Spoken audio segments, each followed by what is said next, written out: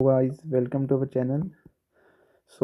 इस वीडियो में हम देखेंगे कि हम इंटरपोलेशन जो करते हैं आईआरआर के अंदर, इंटरपोलेशन जो हम आईआरआर में यूज़ होता है हमारे, तो उसको हम कैसे सॉल्व करेंगे। मतलब एक तरह से कंसेप्चुअल अप्रोच भी इसमें डिस्कस करते हैं जैसे हम, और इसमें हम फार्मूला अप्रोच भी देखेंगे और फार्मूला का शॉर्टकट भी देखेंगे, जो आपकी बहुत हेल्प करेगा। मेनली हम जैसे सीए फाइनल के एग्जाम्स में देखते हैं यूज़ होता है, इंटर में भी यूज़ होता है, मेनली ऐसे फाइनल में भी काफ़ी यूज़ होता है। तो शॉर्टकट जितना सही हो उतना बेटर है, बिकॉज फार्मूला लिखने का टाइम बिल्कुल नहीं होता एग्जाम में। तो हम शुरू करते हैं।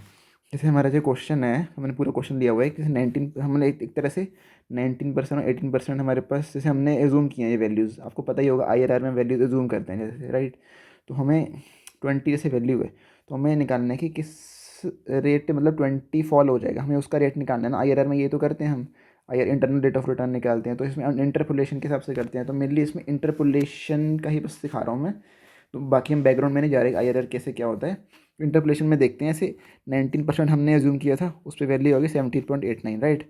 एंड ऐसे ही हमने 18% एज्यूम किया, तो उस पर वैल्यू आ गई 20.23। अब इस पर नहीं जाऊँगा कि एज्यूम क्यों किया, इसका भी लॉजिक होता है, मतलब थोड़ा सा एज्यूम करने का भी लेट करके एक तरह से लॉजिक लेते हैं कि किसके आसपास एज्यूम करें ताकि हमारा रेट एकदम एक्यूरेट आए, 20 को आसपास मतलब आए रेट, ठीक है। तो हमने ऐसे ही ये निकाल ली वैल्यू, ठीक है। 17.89 19% पे और 20.23 18% पे। तो अभी हमें क्या करना है, मैं एक तरह से पहले फार्मूला अप्रोच पे जाता हूँ। फार्मूला अप्रोच क्या मतलब एक तरह से उसका शॉर्टकट अप्रोच क्या कहती है। हम इसमें शॉर्टकट में देखते हैं कि एक तो छोटे वाला जो रेट होता है, हमने ज्यूम किया, हमने 18 और 19 दो रेट ज्यूम किया ना, 19 और 18, राइट।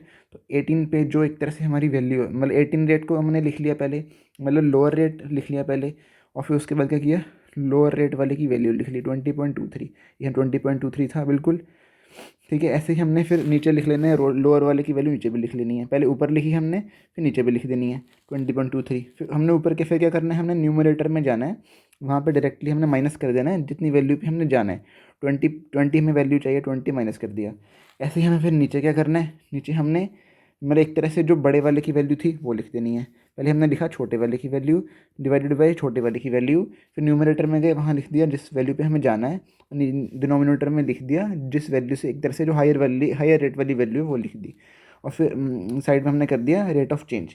और इस फार्मूले की अगर आपको पूरी लैंग्वेज में चाहिए तो ये लैंग्वेज लिखी जाती है ज़्यादातर बुक्स में। फार्मूला ये लिखा जाता है कि lower rate plus N P V at lower rate divided by N P V at lower rate minus N P V at higher rate into change of rate. मतलब जो रेट का difference है वो मल्टीप्लाई हो रहा है। उसमें N P V at L R का क्या लॉजिक है, N P V at L R क्या होता है, ये एक तरह से न्यूमरेटर का मैंने लिखा है, न्यूमरेटर में क्या है N P V at H R, मतलब एक तरह से इनफ्लो माइनस आउटफ्लो होता है ना एन पी वी। तो इसमें ऐसे देख सकते हैं कि जो मतलब आई आर आर से हमारा रेट आ रहा है, मतलब वैल्यू आ रही है 20.23, ये आ रही है 18% से, राइट।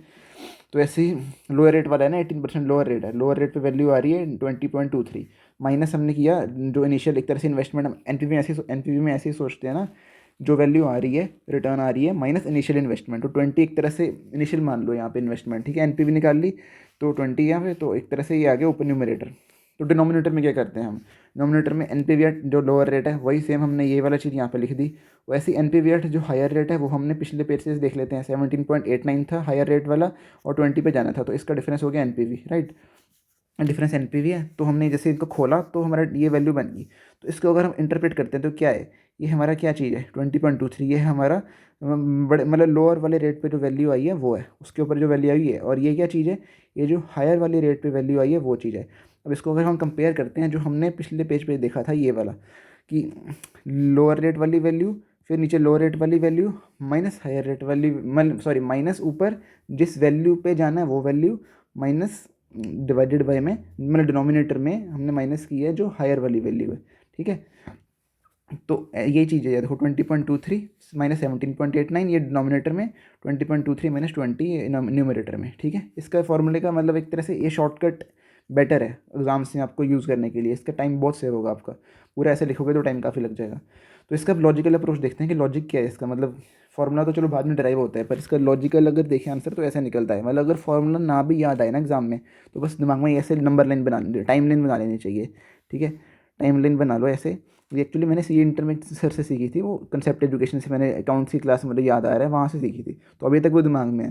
तो इसमें देख लेना जो रेट है हमारा 19 और 18 थे, तो पहले ऐसे देखना जिससे कम की वैल्यू है वो इस साइड लिख ली, ज़्यादा वाली वैल्यू हमने इस साइड लिख ली, फिर उनके ऊपर उसके रेट लिख दिए। ठीक है, मतलब एक तरह से ये तो बस लिखने का स्टाइल है ताकि कन्फ्यूजन ना हो, क्योंकि 17.89 से 20.23 का डिफरेंस है, तो इसका डिफरेंस क्या है 2.34 डिफरेंस है, राइट। तो इसको अगर देखते हैं कि 2.34 है, ये कितने मतलब एक तरह से डिफरेंस 2.34 का 1% के लिए 19 माइनस 18 करेंगे तो 1% के लिए इतना डिफरेंस है, तो 2.34 1% के लिए। तो अगर एक मतलब 1 रुपये का समझ लो 2.34 रुपीज़ है वो, 2.34 रुपीज़ का डिफरेंस के लिए 1% चाहिए। ठीक है, तो ऐसे ही अगर 1 रुपये का डिफरेंस देखें तो 1/2.34%। तो इसको अभी ऐसे लिखा रहने दो, उसको मतलब पॉइंट्स में कैलकुलेट मत करो, नहीं तो राउंडिंग ऑफ बाद में होनी ही है। तो इसमें भी दो मेथड है रेट निकालने के। ठीक है, तो इसमें दो मेथड कैसे हैं, एक तो हम ऐसे कर सकते हैं कि 19 से 20 तक जाने के लिए तो इसमें हमें 19 में से कुछ माइनस करना पड़ेगा, और दूसरा तरीका है कि हम 18 से 20 तक आने के लिए तो हमें यहाँ पे प्लस करना पड़ेगा, कुछ 18 में कुछ प्लस करना पड़ेगा, बिकॉज हमें नंबर लाइन देख के पता चल रहा है यहाँ प्लस होना है और यहाँ माइनस होना है। ठीक है, तो यहाँ पे हमने ऐसे 19 वाले से अगर देखते हैं पहले, तो 19 वाले पे क्या करना है, 17.89 में से कुछ माइनस होना है, तब हमारा एक तरह से 19 से हम ये वाले वैल्यू पे पहुँचेंगे, सॉरी 19 से वैल्यू पे पहुँचेंगे, हाँ मतलब सॉरी 19 से हमें आगे जाना है ना, तो एक तरह से माइनस होना है, दिख ही रहा है वो तो, क्योंकि 18 और 19 का डिफरेंसेस मतलब 19 से 18 जाने में वो डिफरेंस लेस हो रहा है। शायद मैंने पहले गलती बोल दिया, मैंने इसको कंपेयर कर दिया, इसको कंपेयर नहीं करना था, मतलब एक तरह से वैसे कंपेयर हो रहा है कि 19 और 18 है, अगर 19 बड़ा है 18 छोटा है, तो 19 से 18 पे जाना है तो कुछ माइनस करना पड़ेगा ना, मतलब रेट 19 से कम है, और 18 से अगर 19 को कंपेयर करोगे तो 18 से 19 में कुछ मतलब 19 बड़ा है तो कुछ प्लस होना है 18 में। ठीक है, तो पहले शायद मैंने गलत बोल दिया था, तो उसको इग्नोर कर देना, ये वाला मतलब इसको ध्यान में रखना। तो एक तरह से ये देख लिया हमने 17.89 किया था, हमारा 19 वाले पे वैल्यू थी, और 17.89 माइनस 20 इसका डिफरेंस क्या है, मतलब इस वाली चीज़ का डिफरेंस क्या है 2.11। ठीक है, ऐसे ही अगर हाँ इसके बाद क्या करना है, कुछ माइनस करना है ना, तो 19 माइनस, तो जो हमने निकाला था 1 की वैल्यू, मतलब 1 की वैल्यू ये थी, और हमने 2.11 का डिफरेंस निकालना है, तो इतना हमने मल्टीप्लाई कर दिया, क्योंकि 1 की थी 2.11 के लिए मल्टीप्लाई किया, तो माइनस करके हमारा आंसर आ गया 18.1%। ठीक है, तो ऐसे ही अगर हम दूसरे पॉइंट ऑफ व्यू से सोचें 18 वाले के पॉइंट ऑफ व्यू से, उसमें क्या है, हम 20.23 माइनस 20 का डिफरेंस देखें, मतलब ये वाला डिफरेंस जो कह रहे हैं हम, ये डिफरेंस है, ये डिफरेंस ये कहलाता है। ठीक है, ये डिफरेंस है 0.23 का सिर्फ, तो 18 में कुछ प्लस होना है, तो 1 का तो वैल्यू ये थी, तो 1 इन तो हमें 0.23 की वैल्यू चाहिए, तो वो मल्टीप्लाई करके आ गई, तो 18 प्लस उतना मैंने प्लस किया, तो 18.1% हमारा आंसर आ गया। ठीक है, तो ये है हमारा लॉजिकल प्रोसेस, मतलब लॉजिक ये है, पहले मैं ऐसे ही करता था, मतलब पर ये है कि जब क्वेश्चन सॉल्व करना होता है तो आप हर क्वेश्चन में ये चीज़ नहीं कर सकते, या एक ही, चलो उसमें तो एक ही चीज़ करनी है, पर उसमें सोचने में भी टाइम ज़्यादा है, क्योंकि लॉजिक अगर सोचोगे तो दिमाग ऑब्वियसली चलाना चलाना पड़ता है, तो फिर जल्दी जल्दी करोगे तो गलत हो जाएगा, तो जल्दी के लिए फिर ये शॉर्टकट अप्रोच बेस्ट है। बस इतने में आपका IRR मतलब इंटरपोलेशन का आंसर निकल जाएगा और फटाफट आपका क्वेश्चन खत्म। ठीक है, थैंक यू गाइस। अगर आपको कुछ भी डाउट है, नहीं समझ आया, तो नीचे कमेंट लिखिए, मैं उसको सही से एक्सप्लेन करने का ट्राई करूँगा। Thank you.